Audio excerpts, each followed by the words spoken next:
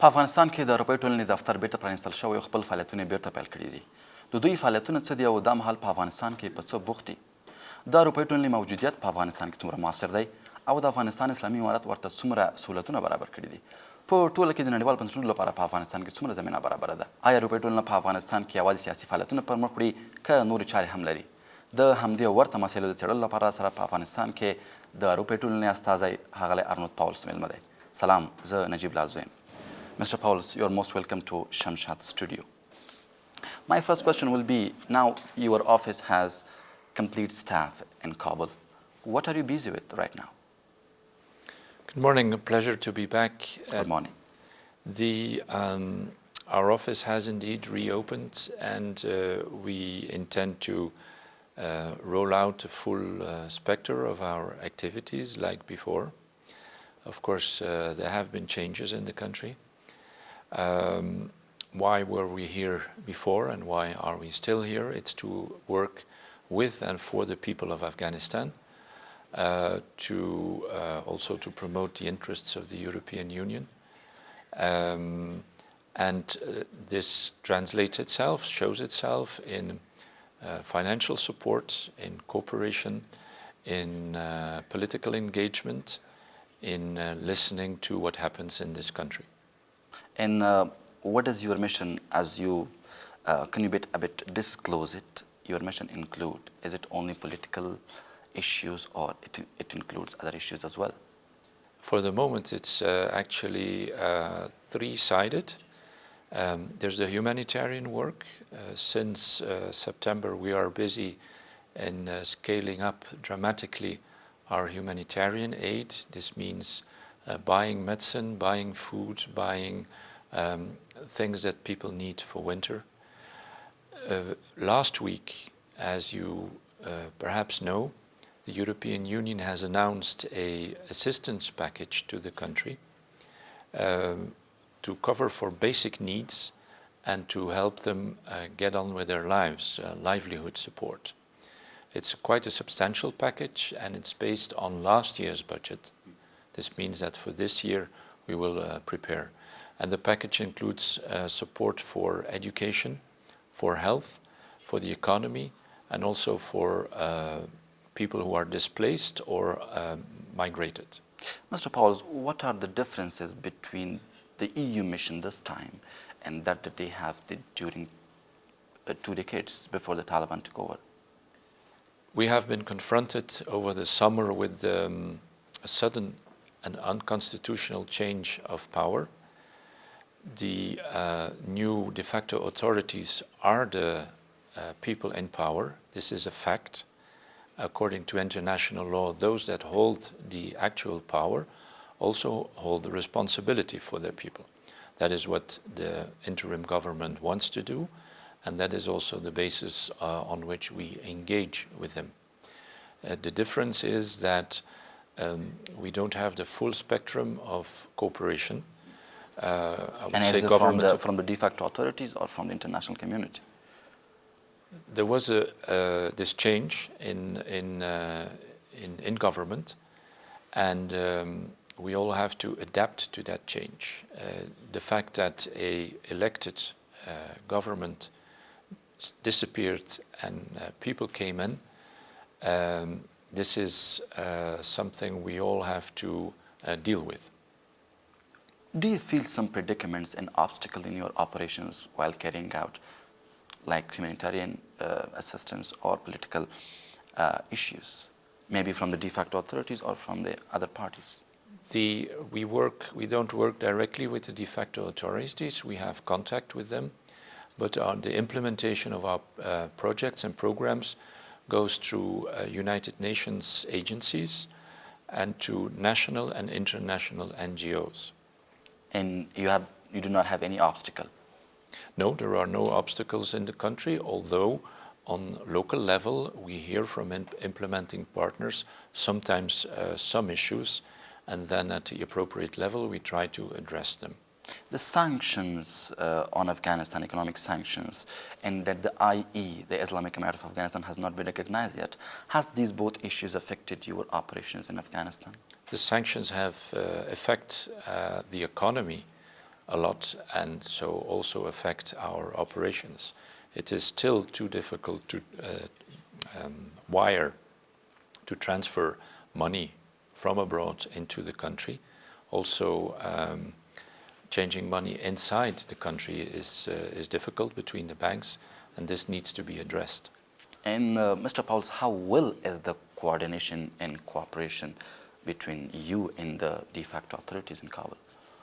We are building up our relation, if you want.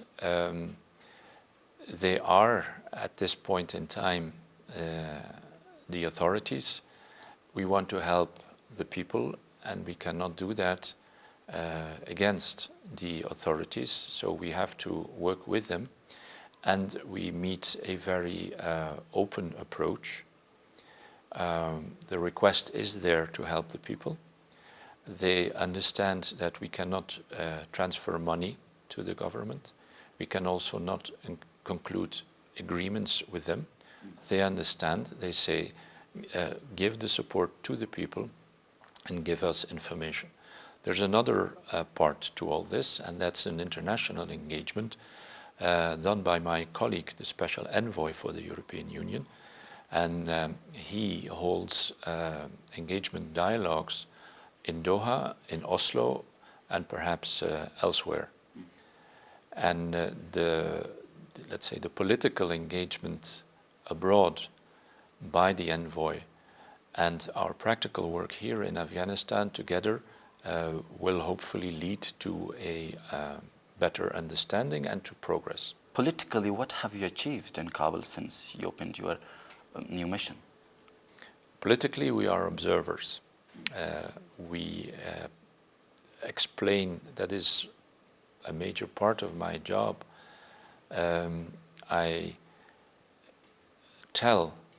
explain the position of the European Union to whomever I meet here.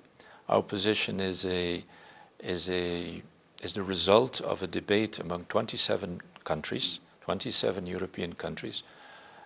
This means that we have to take into account all the opinions in those countries, and on the basis of that we speak. So we observe, we pass messages. The idea is not to tell the people of this country or the rulers what they should do. That's not the idea. But we need to explain where we come from, what our values are, what our positions are, and I hope that we find enough common ground to find full cooperation. About your office, Mr. Pauwels, is it working with the same scale it used to work before the de facto authorities in government, or you want to scale up the number of staff you have? What we scaled up is our financial assistance, rather. So on the humanitarian side, it's more than 5 times as much as before. On the other assistance, it is exactly like before. However, we have to do it with, at this point, less staff. So we have a reduced presence, a minimal presence, but it's a presence here in Kabul. And it will help us to better understand the needs, also to monitor the implementation of our aid, and to have to complement the political dialogue that's happening outside Afghanistan. Mr. Pauwels, I'm coming to another issue. I know that the international community is considering this issue not as a priority. It is the recognition of the IEA, but the people of Afghanistan sees it as the top priority. They say that our destiny, the economic situation, livelihood, is fully dependent and connected with the IEA to be recognized. You are here on the ground and seeing things by yourselves. Do you really believe that the international community is going on the right direction in terms of not recognizing the Taliban? I don't know if I agree with you or with those that say that the major issue is recognition. I think most of us see recognition as another fact, as as a name for a certain situation whereby indeed direct financial assistance government to government will be possible, whereby perhaps we will see ambassadors from the new government abroad. But this will be the result of a process based on facts, based on exchange of positions, of moving forward. I think the most important thing in the country is to get the economy moving, and right now in the winter helping people. The best way to help the people is to go through the economy, and we are all aware of that. Do you see that change in positions and a bit flexibility towards recognition and legitimization of the Taliban here in Kabul, or there are something to be done? It's still early days in that respect. It has been nearly 6 months, Mr. Pauwels. It's still early days because we see evolution in facts on the ground. Again, I think what's happening here today, our conversation, is an expression or a illustration of an important element, which is debate, exchange of ideas. We call it freedom of expression. I don't know how it's called here. I sense a great eagerness of the people to express themselves. It's part of the culture. Many Afghans I meet explain to me how much dialogue and mutual respect is valued in this country. So this is important. And I would say the best way to show respect to another people is to protect that person, not to attack, not to harm. And all these elements we are observing. Is there willingness among the EU member states to recognize the Taliban, apart from what you say, the international consensus in this regard? I see that in the entire international community, meaning all the countries in the world, there is at this point no clear move towards recognition.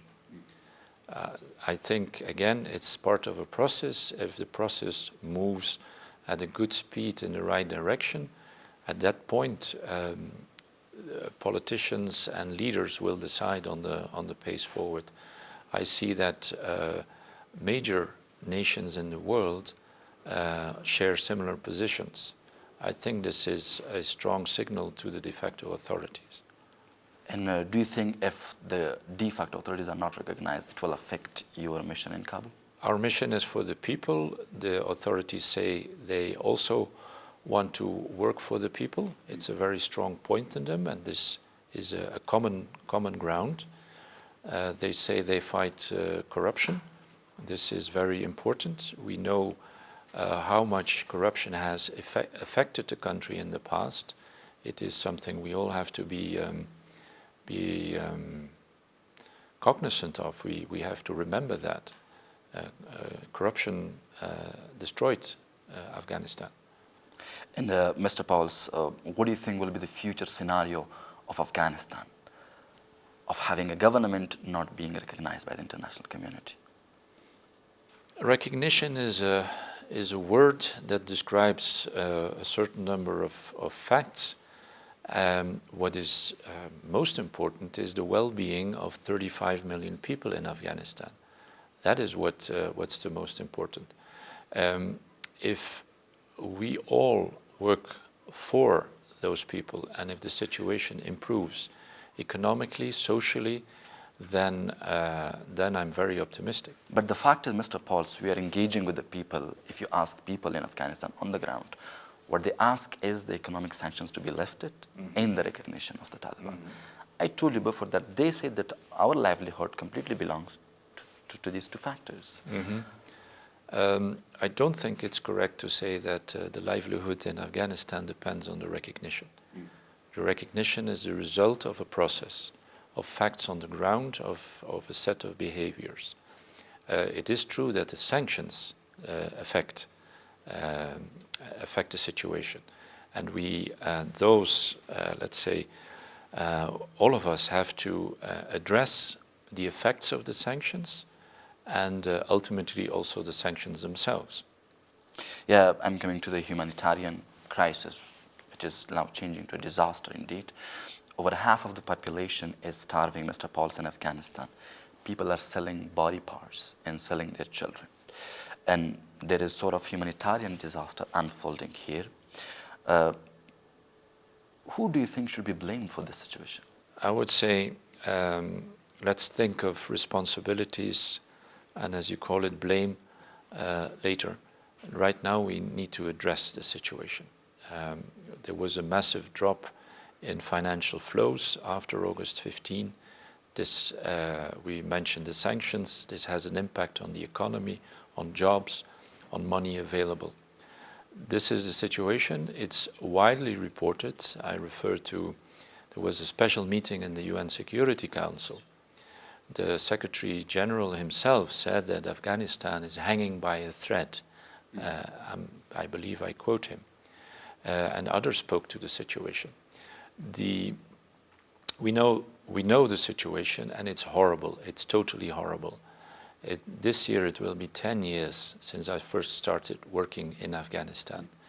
I have admiration for the people and sentiments. It's absolutely horrible. And we need to roll out any support as quickly as possible. And I would like to make a call to the authorities to try to support that help even more. We have to work in practical terms together as much as possible. The authorities also carry responsibility in carrying the help to the people. بیرته راګرځو موږ سره پاتې شئ.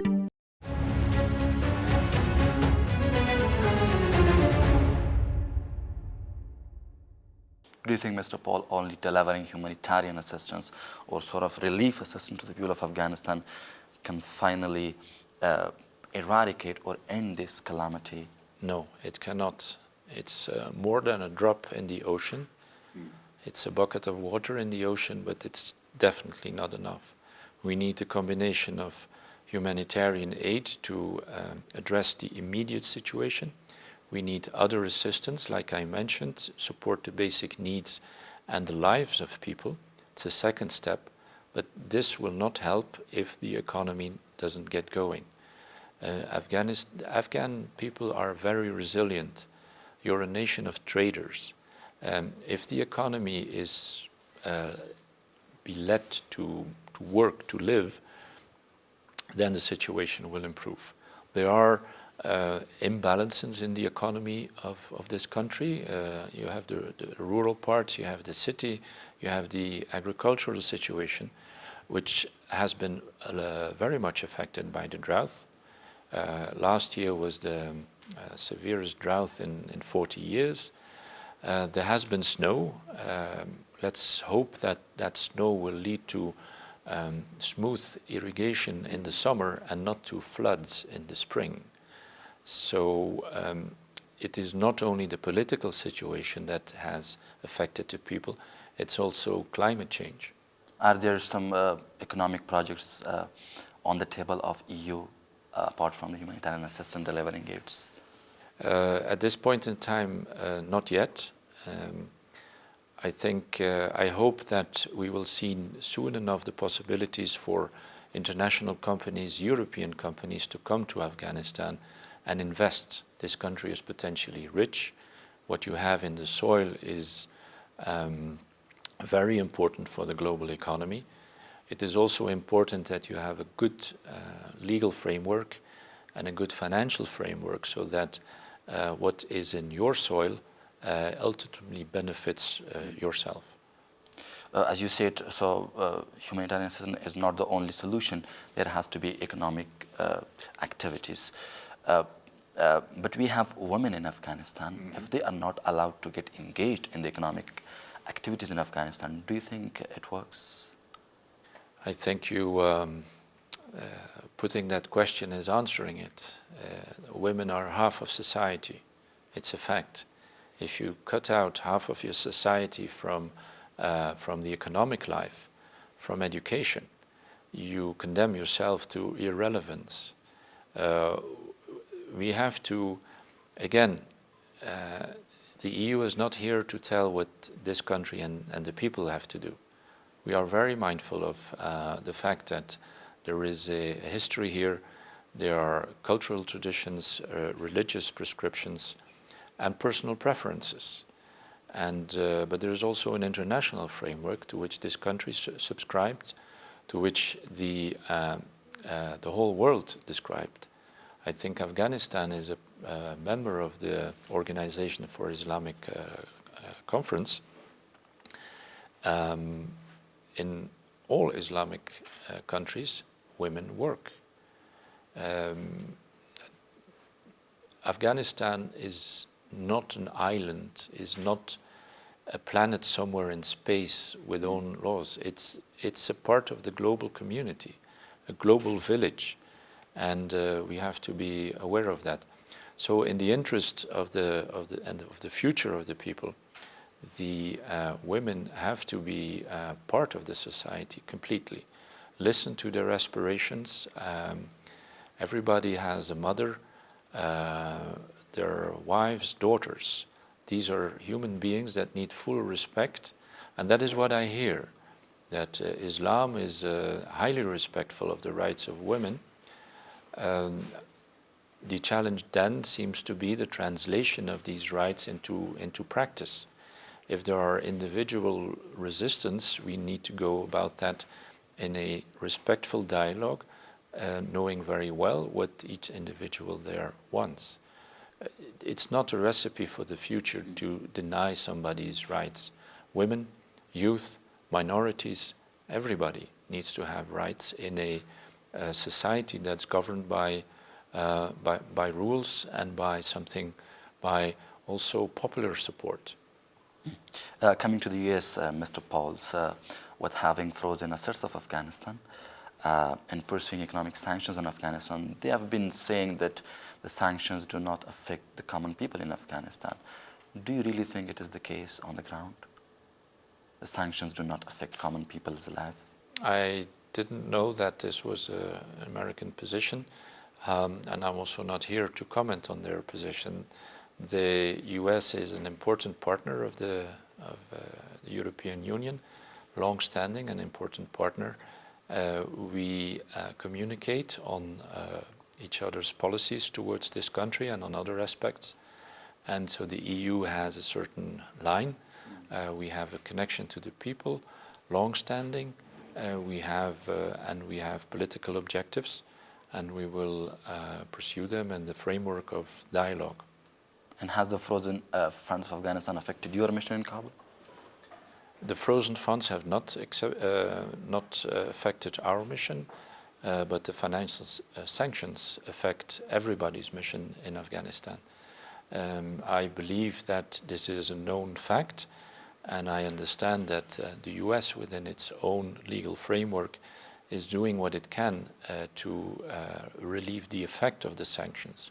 On the ground, however, we see that more is still needed. Coming to the Doha Agreement, when it comes to the ongoing situation in Afghanistan in terms of politics and humanitarian situation, the Taliban have been saying that the US has sort of breached the Doha Agreement and they are not implementing it. So whatever the international community's demands are from the Taliban, they are citing the Doha Agreement to be implemented. Did you agree this agreement from the first time it was inked in Doha? As a European diplomat and in this program, I would not want to comment on an agreement between the US and the Taliban. What do you think is important, the implementation of this agreement or the demands of the international community in order to address the situation in Afghanistan? Well, if the Taliban have issues to discuss with the US, they should do so, and vice versa. It's only through dialogue that we will come to a solution. We engage the new situation in the framework of our long-standing agreement with this country, with the people, and with the engagement and the dialogue we are developing. We understand political dynamics in every country. There is not one single idea, not in European countries and not in Afghanistan. So there is a political dynamic. You have people that think in one way, you have people that think in another way. So we explain where we come from, and then we, let's say, want to hear where the dynamics of this country go. We make the observation that after 6 months, it would be good to start having consultations with the people of Afghanistan. Right now, we see de facto authorities, people that are in power. We think it's a good thing if that power would engage with its own population, ask the people where they want to go, what kind of society they want, what kind of rules. And I'm not speaking about elections. I am not speaking about anybody of the former political system. I'm speaking about engaging with people according to whatever is accepted, and there are ways to find that out. And therefore we think that the ability to freely express yourself is important. I noted the demonstration of women in the street protesting against the sanctions. This was very positive to see that a protest in the street is possible. The next step for a government is to accept protest against its own policies. We think it is a sign of maturity in a system where you protect people who don't share your opinion. Yeah. I come to another issue, Mr. Pauwels, which is sort of kind of lead to a local legitimization of the de facto leaders. Do EU member states support anti-Taliban fractions? If not, why are they allowed to seek refuge in European countries? If we speak about humanitarian of asylum, I think many people in Afghanistan have experience with concepts of asylum, going back from Soviet occupation over the first Taliban rule to then later the developments after 2001.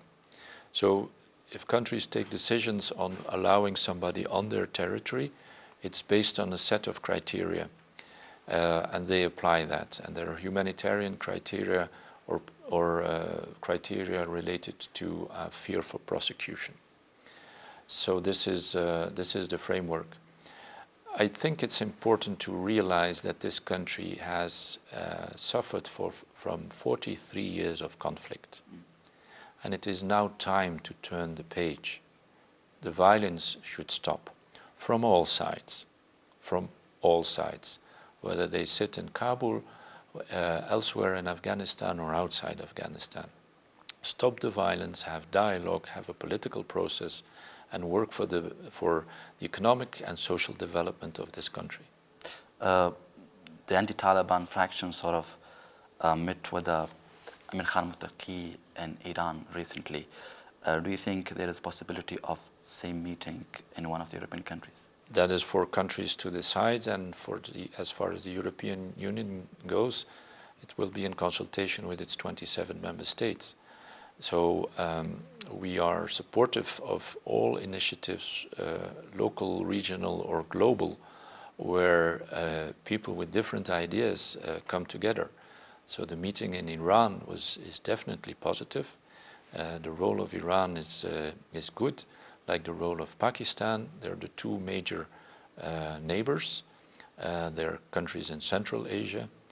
I understand that Moscow has offered a role. Yeah. That is also positive. The meeting in Oslo between civil society and the de facto authorities was a very good first step. I believe more meetings will follow in different countries, and at some point in time, who knows, such a meeting will take place in Europe. It is not the place where the meeting takes place, it is who is present and what is discussed. And Mr. Pauwels, how important do you think this reconciliation between the anti-Taliban fractions and the de facto leaders is? It is very important. Again, violence has to stop. The stability in the country has to come, and it should be a genuine stability. What they call in physics a stable equilibrium. not an unstable one based on coercion. As you said, the inclusivity in Afghanistan does not mean the members of the previous government in Afghanistan should be part of this interim government.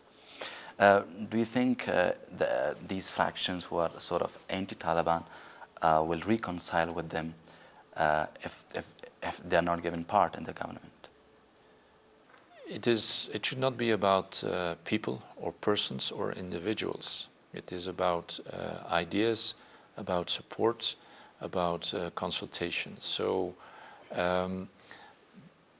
there are voices in Afghanistan now, voices that are not political and not connected to the previous government that express desires, women among them. It is not a good thing that women who protest in the street are met with violence. If they are not allowed to protest, there are other ways to deal with that. First of all, there should be liberty of demonstration, but we also understand there are certain procedures to be followed. If people are on the street, do protect them. I understand it's a basic value in this society and in Islam. Protect people, protect women. Well, it should happen, and what happened last week with the violence is not good. And I have no indication at all that these protests were anything other than spontaneous and heartfelt. It should be applauded by the de facto authorities to see that their own people care about the future of this country. This is important, I think. So we echo the call of my colleagues expressing concern about people who are disappeared. We know that the authorities say we're not aware. We also know that in many cases they investigate. So this is good. This is what authorities should do. If they hear about something which is which might be a crime, it needs to be properly investigated, and the legal system should be put on that. And we look forward to that and to the results. And coming to the inclusivity of government, Mr. Pauwels, it's one of the preconditions of the international community when it comes to the recognition of the Taliban. While the de facto leaders here in Kabul said that they have sort of completely fulfilled the criteria for recognition and their government is fully inclusive. Do you see the case in Kabul? We see that there is a very large majority, somebody said 85% of leading people come from, let's say, one ethnic background. There is also about 100% of people are part of the movement. So in our view, no, the government is not inclusive. We do see there are efforts in that direction. They should probably go further to have people who have no political background or have a different political background and then find agreements. Again, this is a process over time. Another important element is human rights. As I mentioned, freedom of expression, be the opportunity to work. In the set of important elements that Europe sets out to be able to work in this country and with authorities, I think it's good to focus very much on human rights. Lately, Mr. Nicholson said that it is not for the international community to define inclusive government in Afghanistan. It is up to the people of Afghanistan. If the definition is that including some of the former authorities in this government of inclusive government in Afghanistan, will the inclusive government of Afghanistan remain as a red line for the international community? I can only refer to the words of my colleague who is charged with dealing with these very difficult and important issues. I'm here to monitor developments on the ground and to engage on a practical and technical level.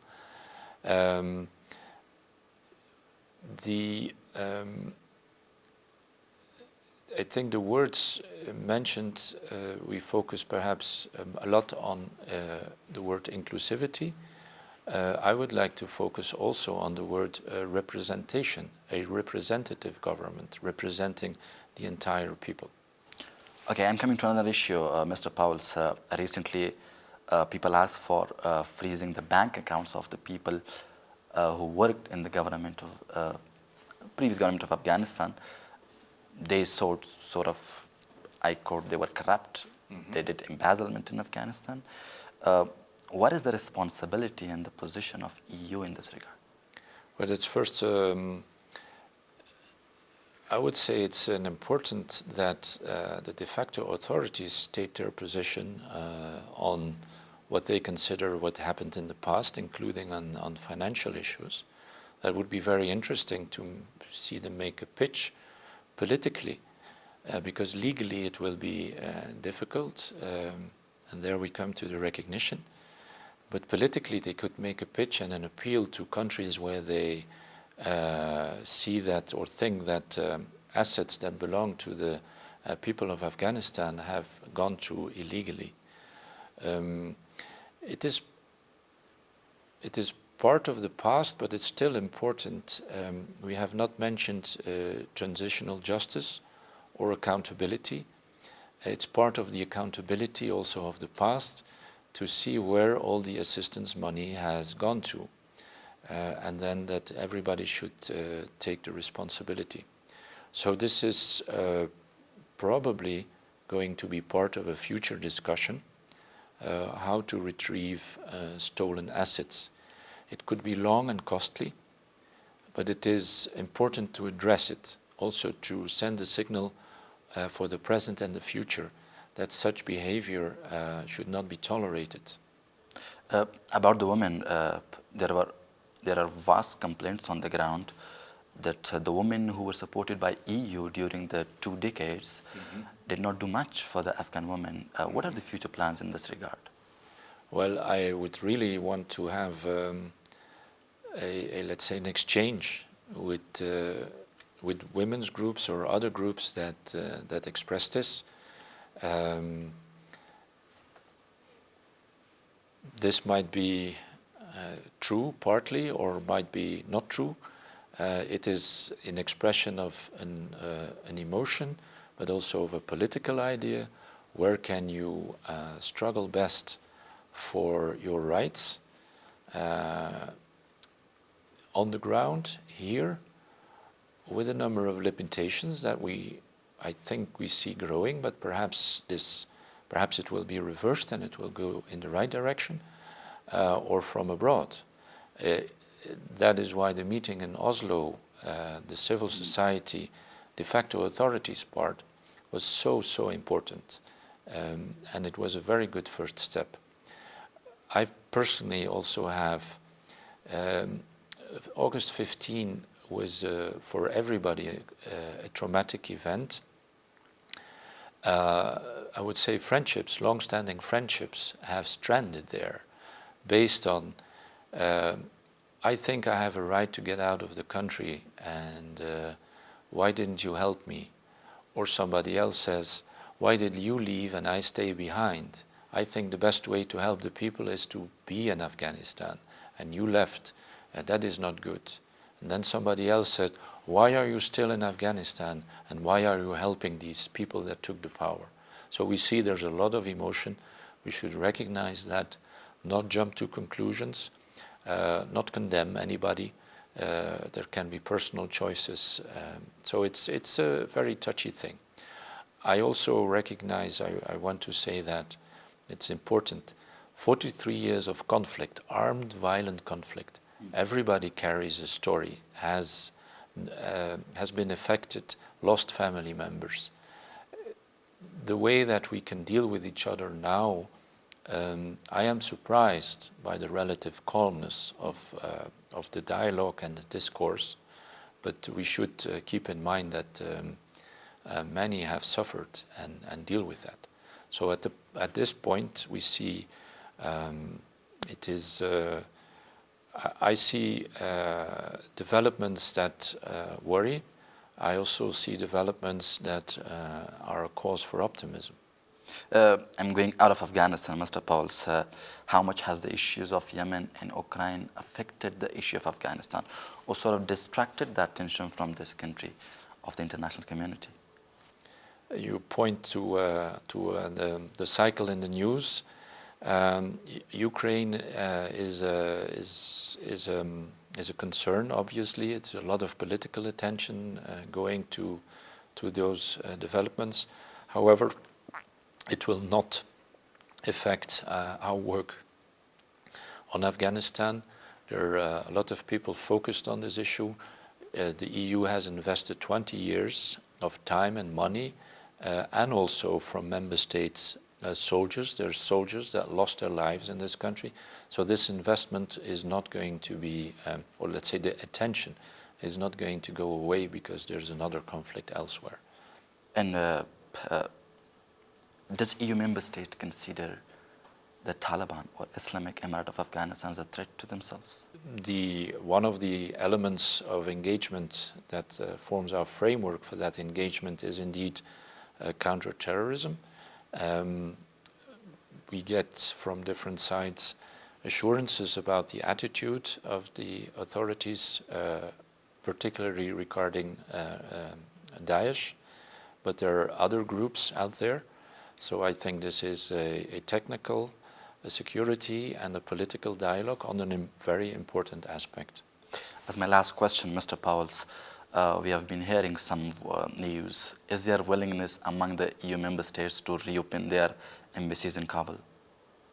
I think some are indeed exploring the possibility to return, also based on their humanitarian reflexes and on long-standing engagement. So I do not exclude that in the future you can have other guests in your studio.